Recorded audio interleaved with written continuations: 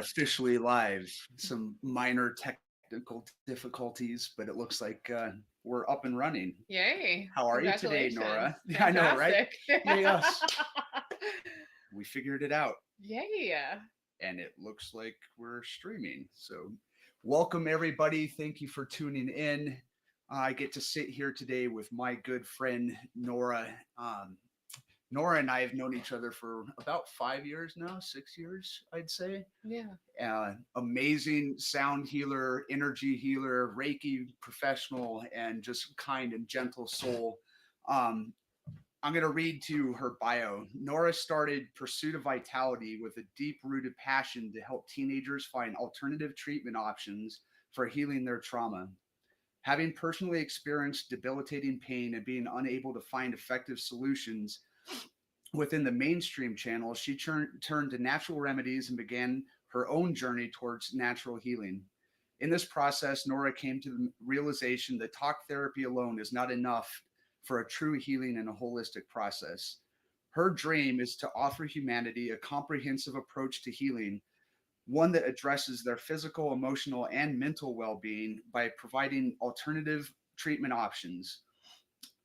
She aims to empower them to avoid the path of addiction and self destruction. Through the pursuit of vitality, she is able to combine her personal experience with her experience in natural remedies to create a safe and nurturing space for people to heal. My favorite description comes from the testimonial from your website from Laura G.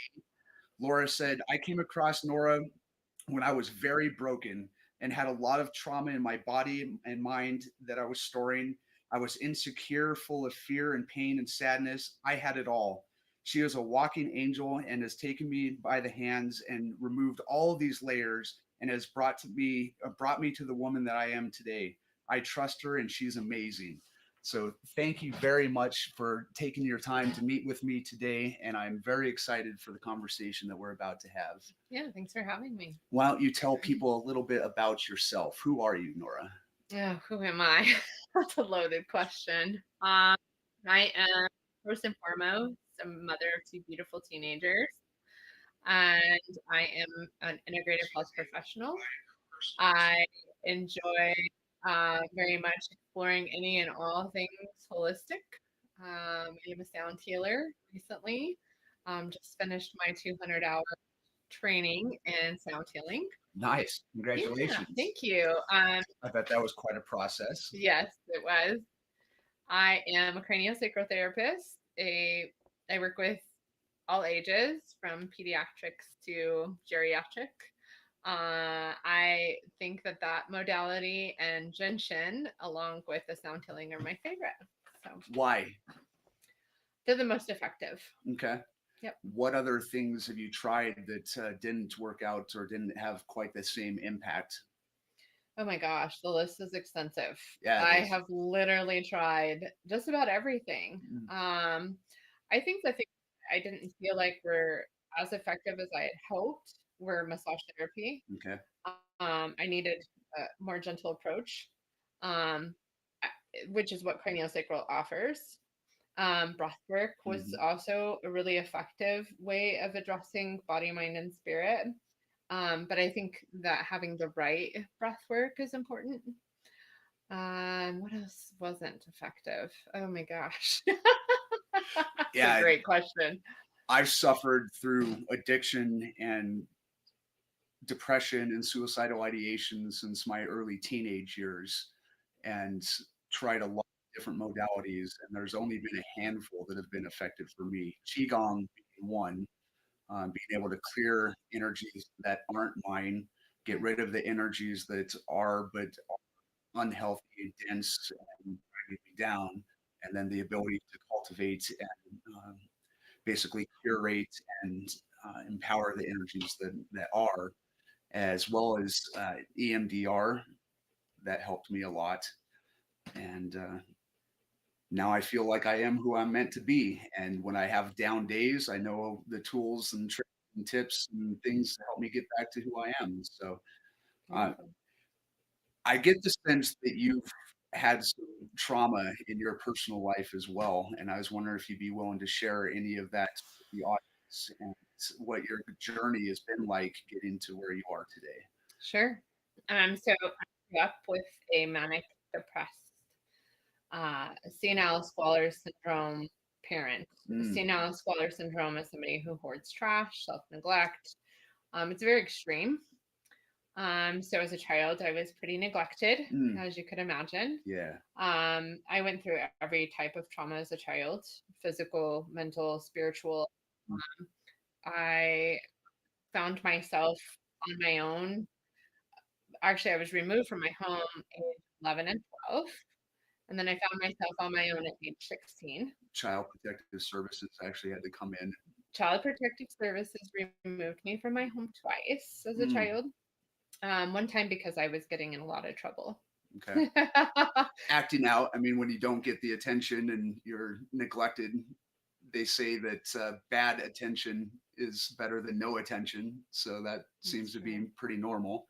Carry on. Yeah, very true. And then from there, I found myself wrapped up in addiction and abusive, toxic relationships, physically, mentally, spiritually. I spent 7 years in extremely abusive relationships. And then I was pretty much on my way out. I Mm, was just ready to do whatever it took to find my way anywhere but here. And that's when I was told I couldn't have children. And I was riddled with tumors all throughout my body. And so I got off birth control. And lo and you're like, behold, why be on this crap if I can't have them anyway? right, exactly. And lo and Next thing you behold, know, yep, a month later I was pregnant.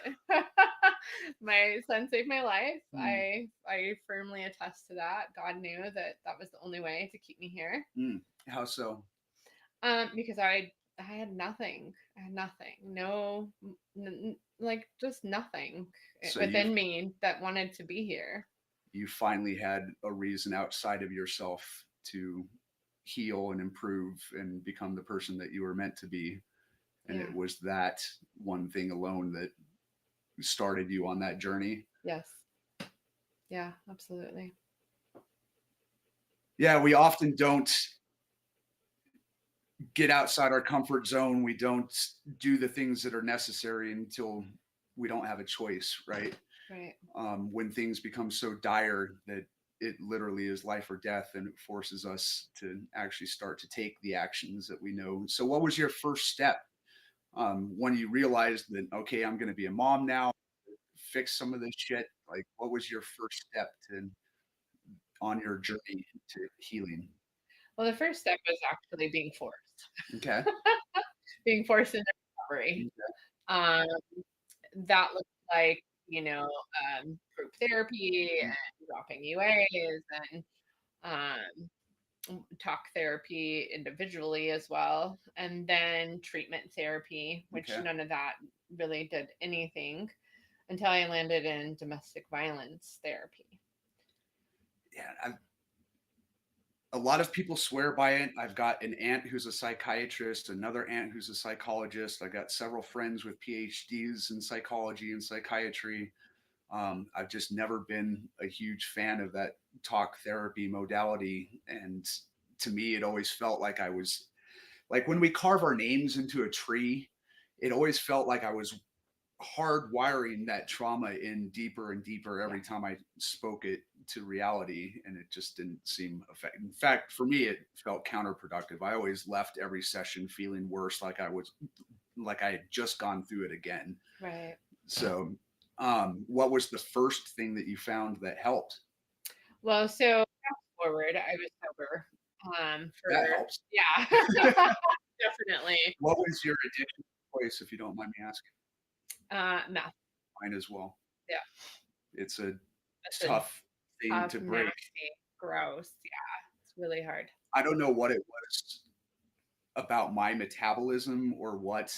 Um, the very first time I did it, I was addicted forever because I think I did my first bump at like 8:30 in the morning, and I wasn't able to sleep that night for whatever reason. I had friends that could do a line at 8, 10, 12 o'clock at night, go to sleep by 2 and be up by 6, and still functioning. For me, I did some at 8 o'clock in the morning and I couldn't sleep that night. I was up the entire night. And then the next day, I have to go into work.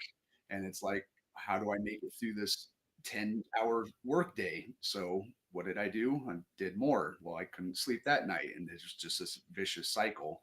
And there are still times now that I wake up tired and I think about it. And has that entirely left? Entirely. Yeah. Entirely. Yeah. I've been sober for 15 years. It's been about that for me, maybe Yeah. 17.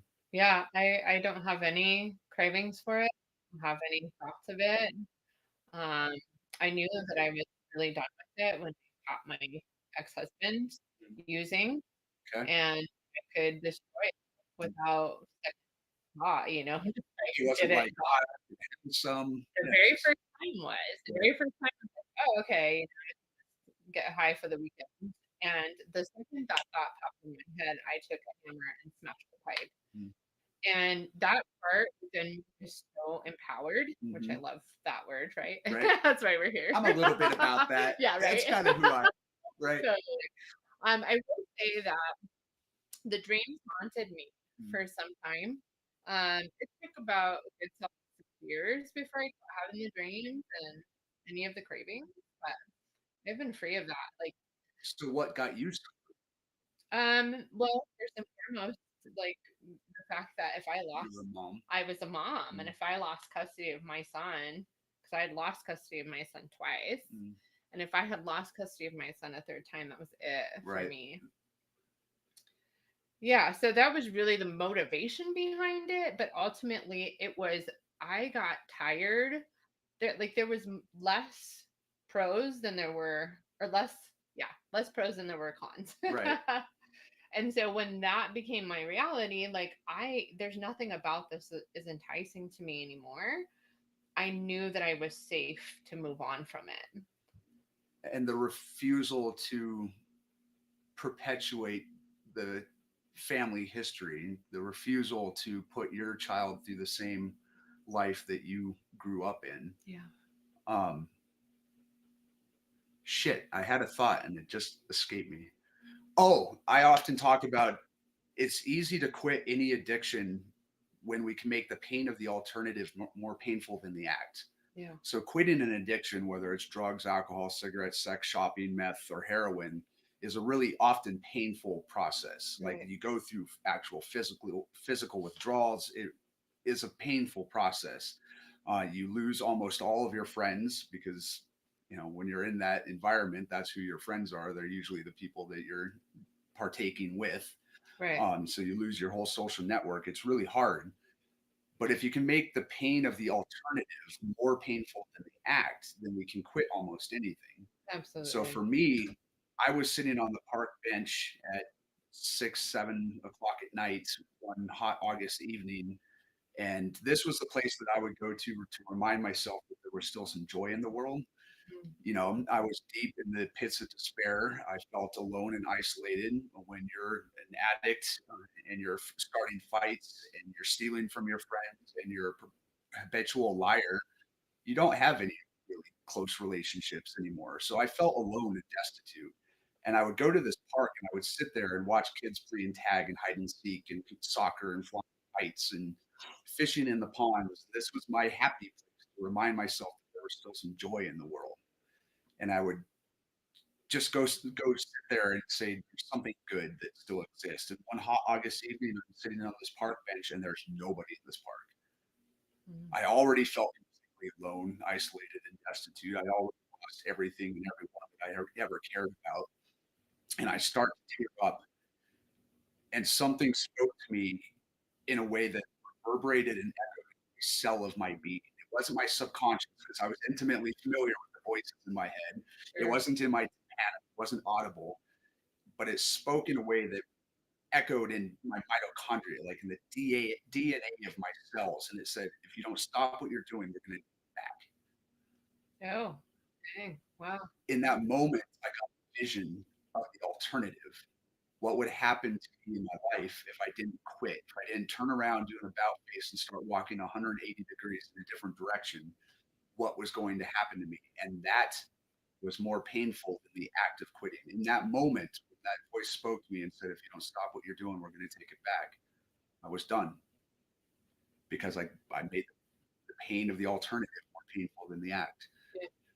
It sounds like you went through a similar situation when you finally decided, if I don't get my shit together, if I don't get my act together and turn turn an about face 180 degrees in a different direction, that your life with your son was going to be over and subsequently probably yours. Can you tell us a little bit about what that come to Jesus moment, what that felt like for you?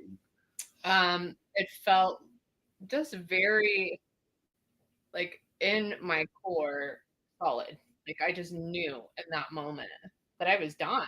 Like there wasn't an alternative. The pain was definitely far greater continuing down that path than the alternative. I knew that you have three choices. You're gonna end up dead, you're gonna end up in jail, or you're gonna get sober. Mm-hmm. Like that was it. Mm-hmm. So were there a series of events that led up to this? I had a huge blowout Okay. with my partner. I actually I broke my ankle and yeah, ended up on crutches. Okay. And we got in a huge fight. And it was so escalated that there was the potential that the police were going to show up. And I knew in that moment that if the police showed up and they looked at our history and I got drug tested, and my son would be, and my daughter at that point, they would both be pulled from my care. Now I had gotten sober on and off, throughout the years, but that moment in time, just that feeling of complete loneliness and despair was so much so that I could never make that choice to go forward with that lifestyle. It sounds a little bit like you might have even scared yourself as to, what you were capable of. Like when we get to that, we have a tendency as humans to compartmentalize, to try to define and label. Like, am I a good person? Am I a bad person? Am I whatever? We define our lives in dichotomies. Sure. When in actuality, we are like a diamond, and we are capable of the full scope and spectrum of all human emotions at any given time. And some of the greatest changes in my life have come about when I scared the crap out of myself, when I realized that I was just a couple seconds away from tiptoeing into a person that I didn't want to be. Yeah. It sounds like a little bit of that might have happened during that escalation, and that might have been a little bit of the motivation that you needed to that realization. Yeah, absolutely. So what was the first thing that you did once you got sober and started to work on yourself? Because ultimately addiction is nothing more than a way to pacify and subdue an underlying trauma. Absolutely. We try to cover up the pain and the hurt that we feel with some sort of addiction, some substance or person, something like that. So what was the first thing that you did when you realized that you needed to get to work on yourself and start your healing journey? One of the first things I did was say yes to going back to church, which is interesting, right? I had so much trauma around God. Raised in a fundamental Southern Baptist upbringing. I was going to hell by the time I was 3, fast. Sinful born right here. Yeah, I was like, you're show me fast. Yeah. Right. And I'll do everything possible to prove you wrong, by the way. And so I said yes to going back to church, and I sat through the church service, and I was like, oh, this is, same old same. And then the pastor invited everyone to the stage to pray together. And I'm standing there, praying. And all of a sudden, it was like I was consumed by the power and potency of the Holy Spirit. And I just started bawling. And it was in that moment that something just came within me and said, you're worthy, you're loved, you're so much more. And so that was kind of my first step, is finding my way back to the divine. And then from there, actually, it had to do with my physical pain. I just got chills. Yay! My physical pain was all consuming as well. So I was battling with constant SI joint pain, kidney stones, Just you name it. I was Kidney miserable. stones are fun, aren't they? Oh, they're so much fun. You've had children and stones. Every time I meet a woman that's had both, I have to ask which is worse. Well, let me just tell you what's worse. I was 7 months pregnant the Oh first time goodness, God. the first time I had 5 of them. That's some karma for all the things I did to my I body, right? guess, right? So which is worse, passing a stone or giving birth? Oh God, the two are right there together, but Hmm. probably passing a stone. I ended up in 2011 having to have one removed. Hmm. They had to It was too go in big and to fish pass. it out. Yeah, well, it got stuck at the Great. top. Yeah, so that was probably the worst pain of my entire life. But I spent 8 years trying to figure out what was going on with my health in and out of the hospital. And then because of my history, my doctor did an x-ray and then looked at me and said, "We don't know what's causing your pain. We think you're drug seeking." And I said, "Okay, well, I would like to see my x-rays and you're fired." Right. So I got my x-rays and it just How so long had you been happened sober at that time? I had been sober at that time for about 5 years. What a slap in the face. Yeah, There was a time where that might have been true. It's like I'm sober. I'm on the path to trying to get my life together right. and become the person that you're meant to be. And their response is, "We just think you're drug seeking." Yeah. So that's exactly why I Mhm. fired them.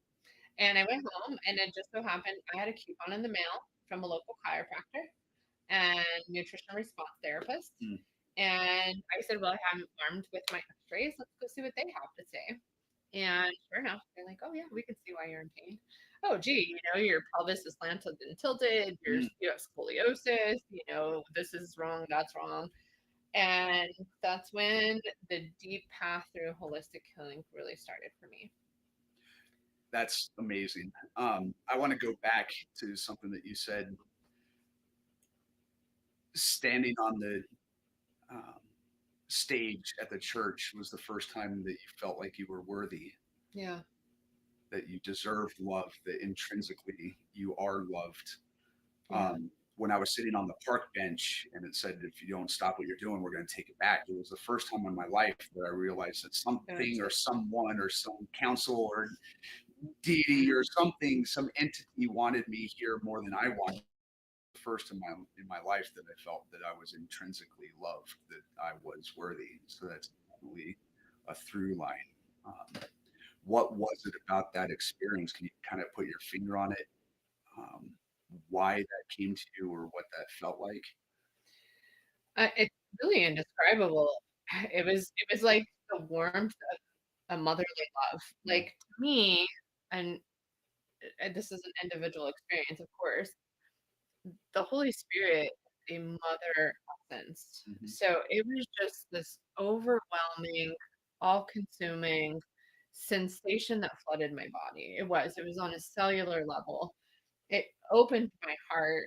It broke down all those, layers of building up protection and just set me free. It felt like I'd been set free.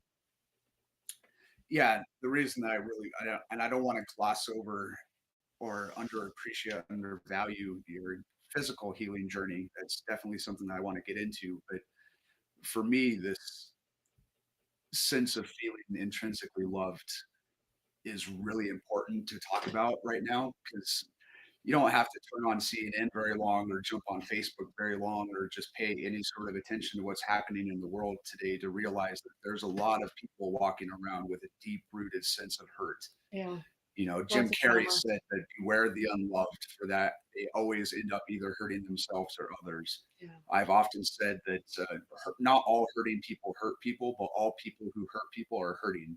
And yeah, there's a lot of hurt going around right now. There's a lot of people walking around the world today that don't have that sense that they are intrinsically lovable, that they are worthy and deserving of being loved, accepting love, and loving back, and having that received by others. And yeah, it's one of the things that I think we're both on a mission to help the world feel. yeah, It's one of the things that we're doing with the Awe Kids program, trying to start the youth off with 15 minutes a day of intentional breathing, intentional stretching, and intentional energy. It's one of the things that you're obviously doing with your sound healing and your Reiki, your cranial sacral, and all this, helping a person to remove the blockages and all these paradigms that help that keep them from being able to see their highest self and feel that intrinsic love. So I would like to explore that a little bit more.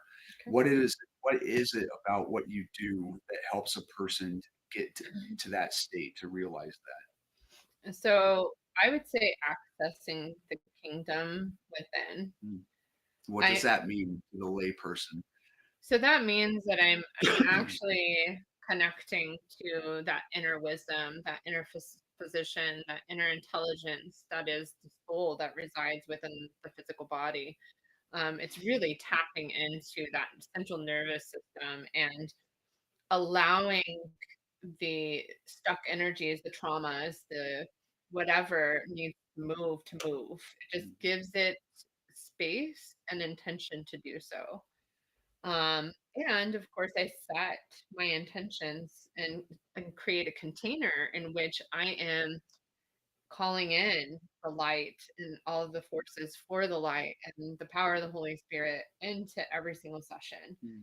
And so when you create that container with that intention and that energy, then it's amazing what can happen for people. It's like we walk around all day rubbing Vaseline over our glasses and we just simply can't see what really is.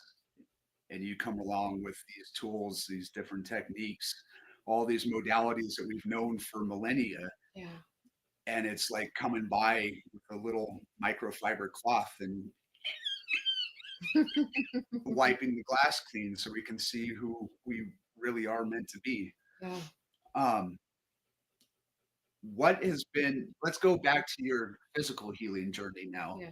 Um, what was it about that first chiropractor experience and keep us going down that path? Yeah. So my very first experience was that I actually felt different. I felt some relief. Whereas, And there what was some reason that was causing it, that you weren't yeah, just and there broken, right, exactly. Like I actually was starting to get answers right? as to what was going on within my body.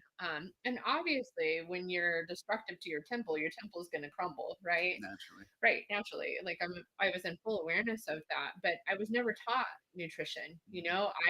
I grew up like literally with mayonnaise on white bread, putting it in the broiler to feed me and my brother. Like Right. box baby, whatever you want to call that. Mm. So I didn't have the tools necessary to understand what nutrition really was. I got a glimpse of that with my aunt, thankfully, in the 4 years that she cared for me. But I was rebellious and I was like, I don't like that and all of those That's sorts of weird. things. Yeah. Yeah. And so the nutrition response therapist guided me gently and through supplements and through the encouragement of slowly integrating a better diet. And giving you hope. I mean, the only thing worse Yeah, than feeling like crap every day is feeling like there's nothing you can do about it. absolutely. There was a period in my life where I had a headache every day for about 5 years. Every single day. It didn't matter what I did, didn't matter how much water I drank, it didn't matter how many ibuprofen I took, it didn't matter the acupuncture, the chiropractor, the Botox, nothing helped. Every time I went in, they did MRIs, they did endocrine studies, they did all these blood work. Every time it was, you're fine, you're a healthy male. And the only thing worse than feeling like crap was feeling like there's nothing you can do about it. So Yeah. getting a little bit of hope and actually seeing some results, I can see why that made such a profound impact. So what was the next step? So the next step then was my neighbor. Her name is Robin. Love her Hi, so Robin. dearly. um, she offered to barter with me, where she would Mm, do neuromuscular massage therapy, and I mm, would watch her children. And so that really started to create some huge shifts in my body that combined with the chiropractic. I did chiropractic for 3.5 years straight, and I came to a space where I needed something more. mm. You And sort of so, plateaued. yeah, it Okay. totally plateaued. So then I did neuromuscular massage therapy, and then I was introduced to craniosacral, Okay. which craniosacral, just one session, which Brandy, I miss you. Craniosacral was like this miracle had just happened. It was taking the neuromuscular and the chiropractic and then unwinding anything else that was remaining. And I had never felt so good. So you're certified in cranial sacral I now. am, Can you yes. explain to our listeners what that actually means?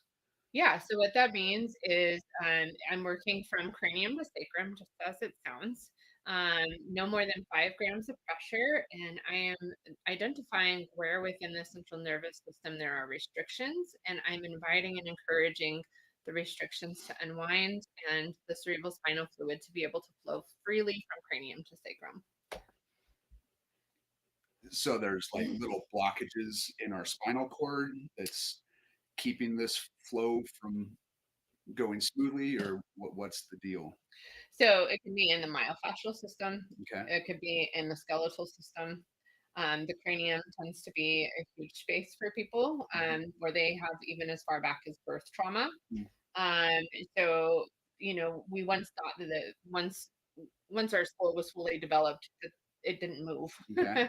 And Dr. Sutherland actually discovered that it did in fact move.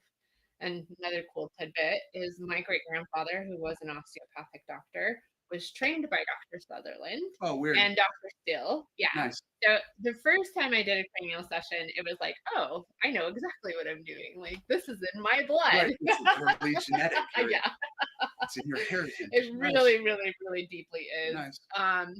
And even back when my great grandfather was practicing, his children, my Mhm. grandparents, uh, were called the quacks kids Oh, because he was naturally. getting people up and walking, and they couldn't explain how or why. Right? Without drugs or surgery. Right. Exactly. So Burn him at the stake. He's a witch. yeah, no doubt. He's a quack, so wild. But so then I did craniosacral therapy. And then from there, like, I just continued to be exposed to a number of different modalities. I had a friend who was learning Jinshin, which is a Japanese form of acupressure, which happens to be a rediscovered lost art. It's like pre Moses, pre Buddha. She was like, "Hey, I'm learning this modality. I'm going to be needing people to work on. Are you interested?" And I was like, "Absolutely, sign Sign me me up. up. Yeah, it's It's free, free." right? Absolutely. Well, she started being able I'll be your to, guinea pig. yeah, yeah. She started moving energy I didn't even know existed. I Mm, started feeling things within my body that was like, what in the world is this machine I'm living in? mm, Um, and she did a kidney flow, ironically enough, because I was still having kidney stones at the time. mm, She did a kidney flow on me for 6 months. I didn't have a kidney stone after my year of gentian once a week.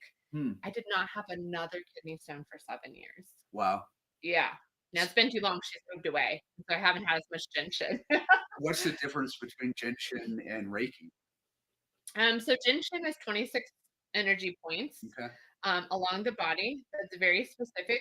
Each point is associated with a physical, mental, and spiritual Mhm, connection, and it's like acupressure. mhm. So it's very similar to acupuncture, but it's far easier than Okay. acupuncture. And because so I have a positive and a negative charge, Mhm, right? We all do, and your body has a positive and a negative for me to hook up to. mhm. So it's basically like I'm charging your battery. Okay. And the beautiful thing is because it's hands-on, we're sharing an exchange. So whatever my energy has to benefit you and vice versa, that's how that works. Sounds like people need to be very careful that they find the right practitioner to do these things if they're going to be exchanging energy with people. Absolutely. What do you do to, I don't want to tangent too much, but what do you do to keep yourself clear and clean and whole when you're taking on all these different things with all these clients that you're working with? Because you work with a myriad of different traumas, Yeah. emotional, physical, and whatnot. So, what do you do for your own self healing, I have a self daily care? routine, morning and evening. So Nice before I work with a client to and at the end of the prepare. day, absolutely. And then I'm a firm believer that I have to do the work to do the work. Right. So I get the work, right? Nice. So I have a craniosacral therapist. I have, I mean, such a beautiful community of people who will offer me any kind of healing that I need. So I access that. I try to access that at least once a week, Mm, something of some sort. Recently, I've been doing the quantum pulse in Greeley, which is this amazing divine design of the human hmm. Tesla machine. Okay. Yeah, it looks like something straight out of Star Wars. It's Yeah. really cool. And so once a week, I'm committed to going and doing that, and just really being mindful. Like if I am not feeling well in my body, I do my best to not see clients that day. Sometimes it's easier said than done, but I make sure that I communicate, hey, I'm not feeling super well today. You still want to continue a session with me, because there are days where my ankylosing spondylitis will flare up and I still have to. And you can't be of service. You don't want to pass any of that on. Right. What is your evening routine? So my evening routine consists of breath work, Kundalini yoga. Kundalini yoga is my favorite type of yoga. I will often do meditation, prayers. I really try to mix my routine up a little bit, but Kundalini yoga is definitely a staple in my daily routine. That seems to clear things out the most for you. Absolutely, Okay. absolutely, because it's breath work, movement, and mantra.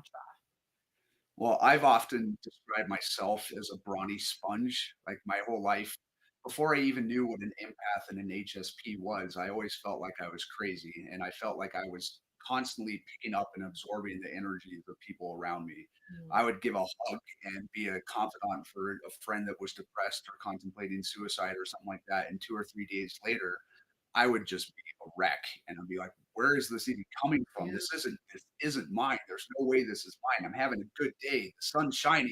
What is this crap?" And then when I found qigong and when I started to realize what empaths and HSPs were, and realized that most of the stuff that I was feeling and most of the stuff that I was carrying around was actually probably somebody else's that I picked up from the week. So, sharing these daily practices on the things that you do as a professional to keep yourself grounded and clear and whole and get rid of the stuff that isn't useful and healthy for you is yeah, probably really nice for us to share to other people as well. yeah. Well, and I've been equipped and blessed with, all of these beautiful tools right at my disposal. So once a week, I even, will get in the sauna. I often take Epsom salts baths because that's a fantastic way of clearing anybody else's energy. So that's pretty regular. I only have a shower. I can't tell you how many Darn days it. per week I'm pissed off that I can't take an Epsom salt bath. Get a You foot can you can soak. ask Michaela and constantly say, I need a bath. So yeah, for sure. I need a sauna too. We've been talking about that for a while. Yeah, or a foot soak, Mm, any kind of Epsom salts access, whether it's your hands or feet, is gonna benefit you. So, nice. and then grounding, lots of Mm, sunshine. I go to the hot springs once a month. Like I make that a routine. mm. Everything I do, I really do mindfully and making sure that I can be at my best for my clients.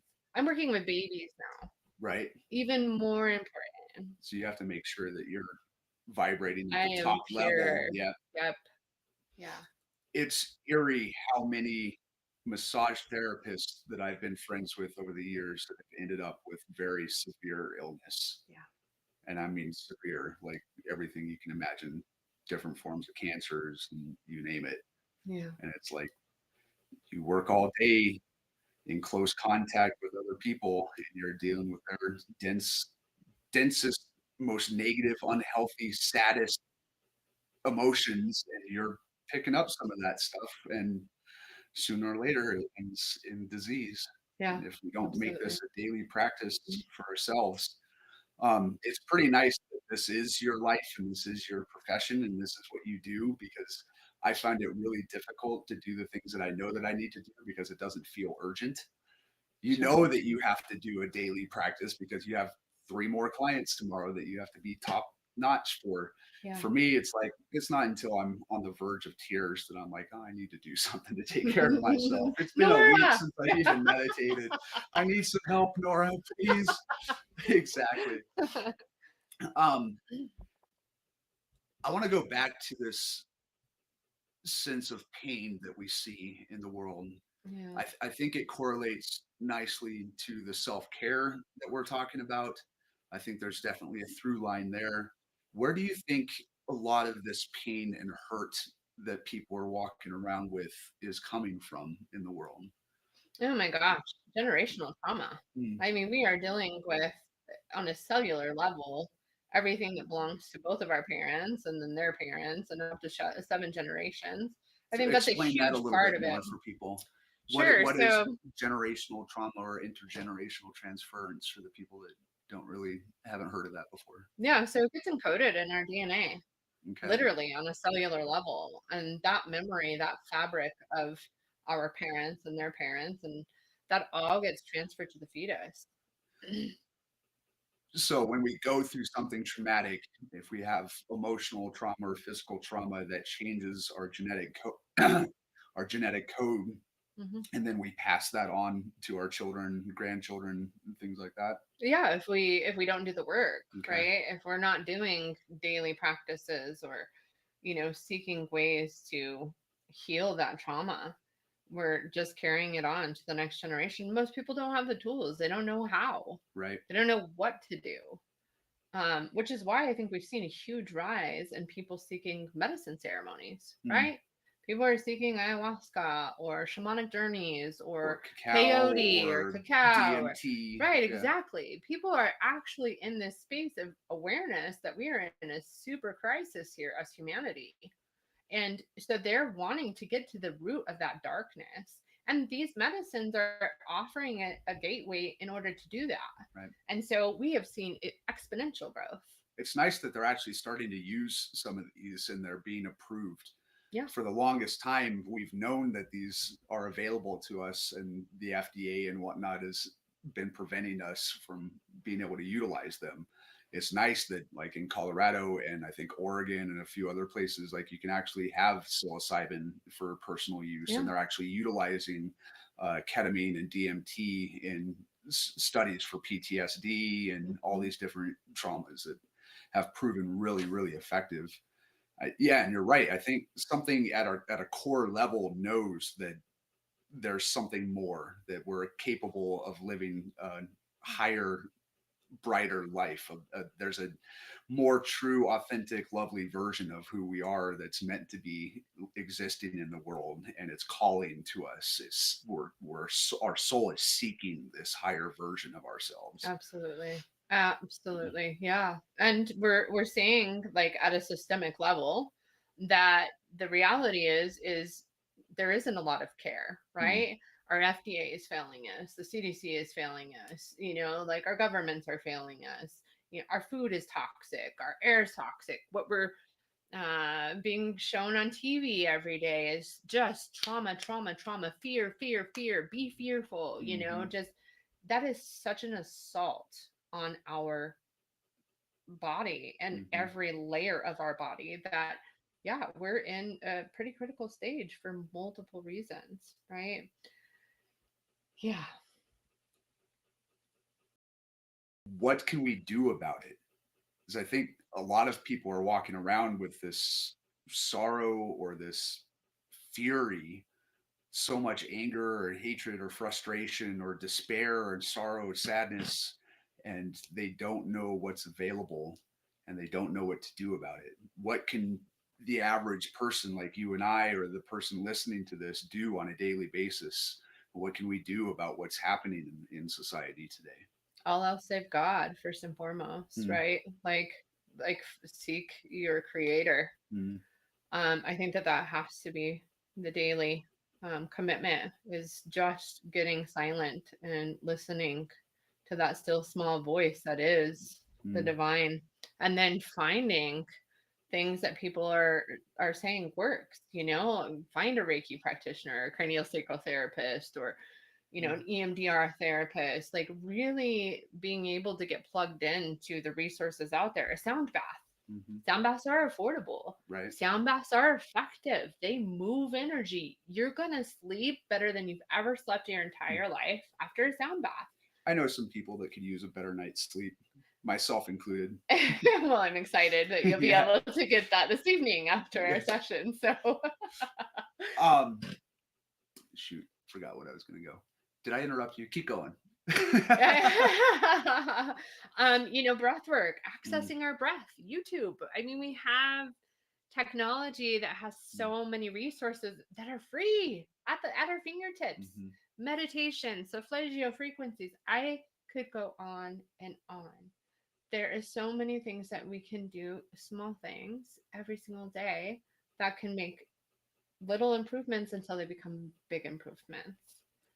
I think the point that we're both trying to make is that we're capable and deserving of so much more. The existence that we're living is a half life compared to what our potential is. Yeah. And all we need to do is start the journey, begin the search. There are literally thousands of things out there that can help us on this path, help facilitate our growth and our ascension to becoming the best version, the highest version of ourselves. And all we need to do is start seeking, try different things, Yeah. even if it sounds funny, even if it sounds weird, Yeah. even if we can hear our parents' voice in the back of our head saying, this is some woo woo crack. Have no idea. Just try it. Give it a try. If it feels good, if it feels right to your soul, listen to it, follow it, give it a shot. And like Nora and I have both done, just begin the journey, try new things. Yeah. What has been the greatest piece of advice that you've ever heard or received in your life that you would like to share? Oh, wow. I've really had just so much wealth of wisdom, but I feel like the thing that's always stuck with me is if you dwell on your past, it only affects your future. Hmm. Yeah. So getting out of that tape recording Hmm. of, oh, the trauma, oh, this, oh, that, just remembering that that is the past and you can do something different today. That's like that quote that says harboring resentment is like drinking poison and hoping the other person dies. Yeah. I think we know this to be true, again, at a deep, authentic, intrinsic level. We know this to be true, that the more time we spend living in the past, the further from today's opportunities we get. um, I think there's some people in the Department of Education and the school system that could probably use a reminder of this, because we keep trying to teach history to get rid of history and to change the future, and just doesn't seem productive. But That's very true. I mean, we are being called to something entirely new as far as our education is concerned. yeah, It's an outdated system. yeah, Yep. I love that. Spend less time worrying about yesterday's traumas. Spend less time focusing on the history and the past. Obviously, there are some things that each and every one of us can probably heal from, but the more time we spend dwelling on that, the further from today's opportunities we get. Yeah. Um, Please tell the audience how they can find you, what sort of things you have coming up, um, how they can get in touch with you. I think I have this on here. I prepared. Bam. Pursuitofvitality.com. That's the right website, correct? That is the right website, correct? Technology. Yeah. I did a thing. So up and coming, I am considering doing aqueous craniosacral, so craniosacral in the water. Sweet. That sounds fun. Yeah, it's amazing. I work out of Aquas Wellness Arts in Fort Collins, and we do a Watsu sound bath once a month.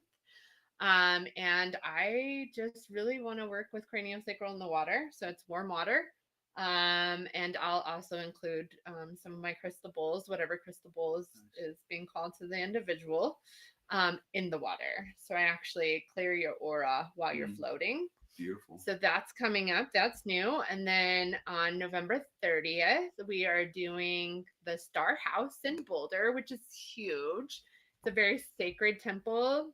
It sits on a quartz crystal and is just so intentionally designed. We'll be offering cacao with that sound bath. So that's exciting. What other services do you, because we're in your studio here. Yeah. I see we're sitting next to a sauna. Far infrared sauna.